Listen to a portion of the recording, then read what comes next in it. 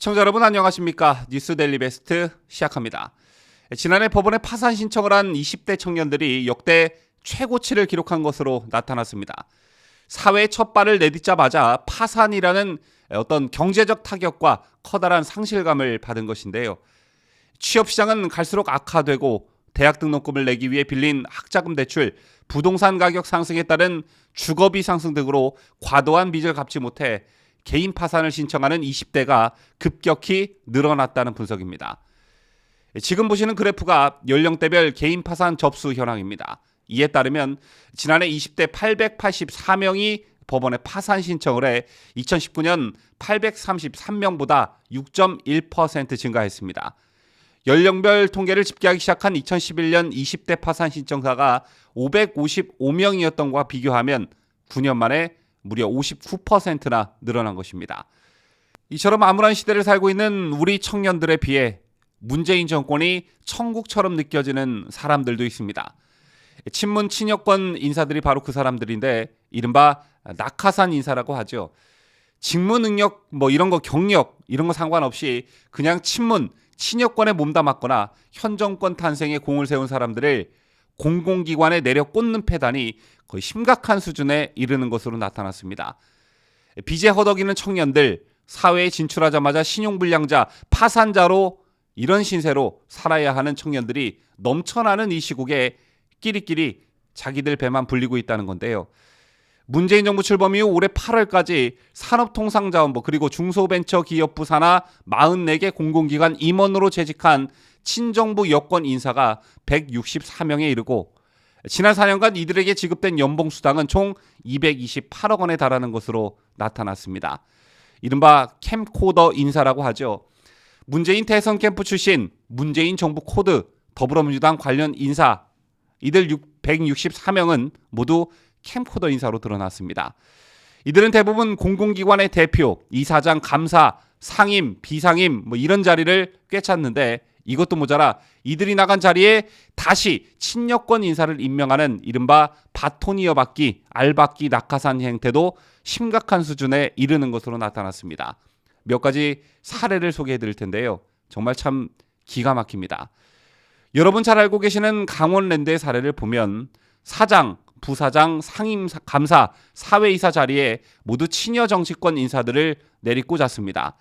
4월 취임한 이삼걸 사장은 더불어민주당 후보로 2018년 지방선거, 2020년 총선에 도전했다가 낙선한 인사였고요. 1월 취임한 심규호 부사장은 민주당 이광재, 심기준 의원의 비서관을 지냈습니다. 전직 사장, 부사장도 노무현 문재인 정부 청와대 출신 인사였는데 그대로 바톤을 이어받은 겁니다. 강원랜드는 지난 4년간 친여 전현직 임원 8명에게 보수로 총 17억 원을 지급했는데요. 정치권에 줄 잘 섰다는 이유로 연봉 2, 3억 원씩 그냥 가져간 셈이라고 볼 수 있습니다. 또 다른 구체적 사례를 보면 19대 민주당 국회의원을 지낸 이상직 전 의원은 2018년부터 2020년 중진공 사장으로 있으면서 급여수당으로 5억 4천만 원을 받았고요. 2012년 문재인 대선 캠프 홍보 고문을 역임한 최창희 전 공영 홈쇼핑 사장은 2018년부터 2021년까지 6억 4천만 원을 수령했습니다. 더군다나 최창희 사장은 재직기간 수의 하도급 계약 비위 행위가 적발돼 올 초 자진 사임하기도 했습니다.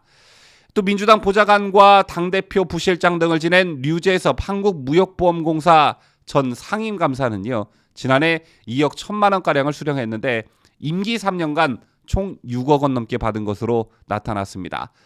뿐만 아니라 한국지역난방공사 황창하 전 사장, 황찬익 전 상임감사도 2018년부터 3년 임기 동안 각각 5억 원을 받았는데 이들은 각각 민주당 서울 노원구병 지역위원장, 민주평화통일자문위원회 상임위원 출신으로 한국지역난방공사 업무와 아무런 직무 연관성이 없는 그런 인사들이었습니다. 참 기가 막히죠. 국민들이 분노하고 큰 상실감을 느끼는 부분이 바로 이런 게 아닐까 싶은데요. 산업통상자원부와 중소벤처기업부 산하 50개 기관을 전수조사해보니까 지난해 이들 공공기관의 총 부채는 220조 원에 달했습니다. 문정부 출범 첫 해인 2017년보다 30조 원가량 증가한 수치였는데요. 지금 이렇게 한가하게 자기 사람 챙길 때가 아니죠. 공기업 36개 기관 중 절반이 적자를 면치 못하고 있기 때문입니다. 박근혜 정부 시절인 2016년엔 적자인 공기업이 8곳이었는데 2배 넘게 늘었고요. 이런 상황이 벌어지면서 공기업들의 부채는 400조 원 가까이 늘어나서 400조 원에 육박하게 됐습니다. 그러니까 박근혜 정부 때는 부채가 거의 없었다는 뜻이죠.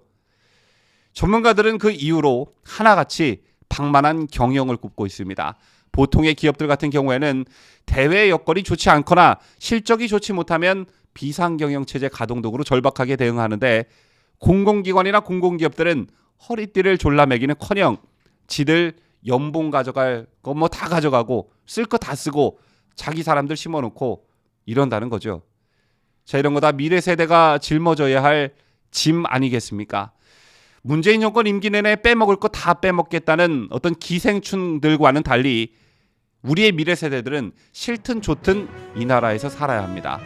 그런데 도대체 이들이 지금 무슨 짓을 하고 있는 것인지 반드시 책임을 물어야 할 것 같습니다. 지금까지 저는 자유대한민국을 수호하는 뉴스데일리 베스트 민앵커였습니다.